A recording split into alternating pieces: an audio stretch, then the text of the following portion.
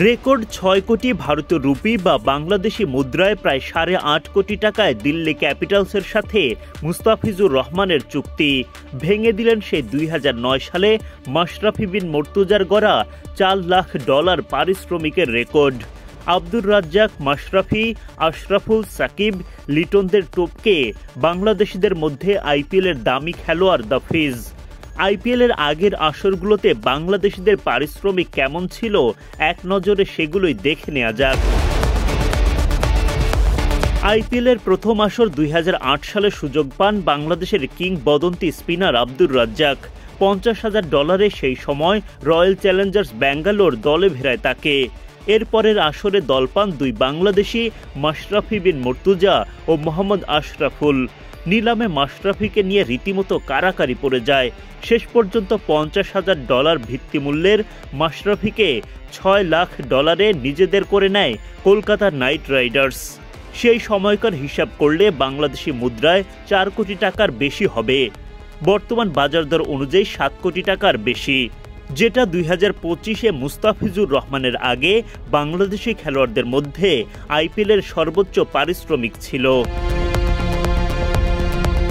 ২০০৯ আসরে $৭৫,০০০ মুম্বাই ইন্ডিয়ান্সে নাম লেখান মোহাম্মদ আশরাফুল।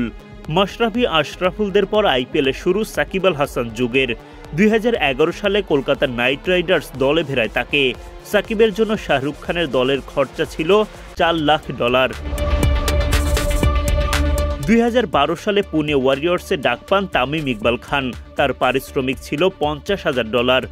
২০১৪ সালে ফের নিলামে ওঠেন সাকিব, তখন 2,80 লাখ ভারতীয় রুপিতে ফের টাইগার অলরাউন্ডারকে দলে নেয় কলকাতা নাইট রাইডার্স। ২০১৮ সালে দল বদলে সাকিব যোগ দেন সানরাইজার্স হায়দ্রাবাদে। নিলামে 2 কোটি রুপিতে তাকে কিনে নেয় দলটি। ২০২১ সালে 3,40 লাখ রুপিতে কলকাতায় ফেরেন এই অলরাউন্ডার। ২০২২-এ সুযোগ মেলেনি।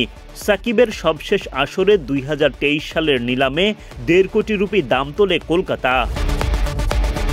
এদিকে ২০১৬ সালে আইপিএলে ডাক পান মুস্তাফিজুর রহমান। সানরাইজার্স হায়দ্রাবাদ ও রয়্যাল চ্যালেঞ্জার্স ব্যাঙ্গালোরের মধ্যে কারাকারি চলে বেশ। ভিত্তিমূল্য ৫০ লাখ রুপি থেকে ১,৪০ লাখ রুপিতে হায়দ্রাবাদের নাম লেখান মুস্তাফিজ। দুর্দান্ত বোলিংয়ে দলটির চ্যাম্পিয়ন হওয়ার নায়ক ছিলেন এই বাংলাদেশি। আরও এক আসর হায়দ্রাবাদে কাটিয়ে ২০১৮ সালের নিলামে মুম্বাই ইন্ডিয়ান্সে যোগ দেন মুস্তাফিজ। সেবার নিলামে তার দাম ওঠে 2,20 লাখ রুপি। ২০২১ সালে ১ কোটি রুপিতে রাজস্থান রয়্যালস, ২০২২-এ 2 কোটি রুপিতে দিল্লি ক্যাপিটালসে খেলেন কাটার মাস্টার। ২০২৩-এ ৫০ লাখ রুপিতে কলকাতা নাইট রাইডার্সের হয়ে খেলেন লিটন দাস। ওই আসরে 2 কোটি রুপিতে মুস্তাফিজকে নিজেদের করে নেয় দিল্লি। ২০২৪-এ একমাত্র বাংলাদেশি হিসেবে চেন্নাই সুপার কিংসে খেলা মুস্তাফিজুর রহমানের পারিশ্রমিক ছিল 2 কোটি রুপি। ২০২৫-এর আসরের নিলামে ভিত্তিমূল্য 2 কোটিতে অবিকৃত থাকেন তিনি। তবে আসরের শেষ দিকে এসে দিল্লির সাথে 6 কোটির ধামাকা চুক্তি। ফলে আইপিএল ইতিহাসে বাংলাদেশের সবচেয়ে দামি খেলোয়াড় বনে গেলেন Mustafizur Rahman. Adnan Ahmed, BD cric time.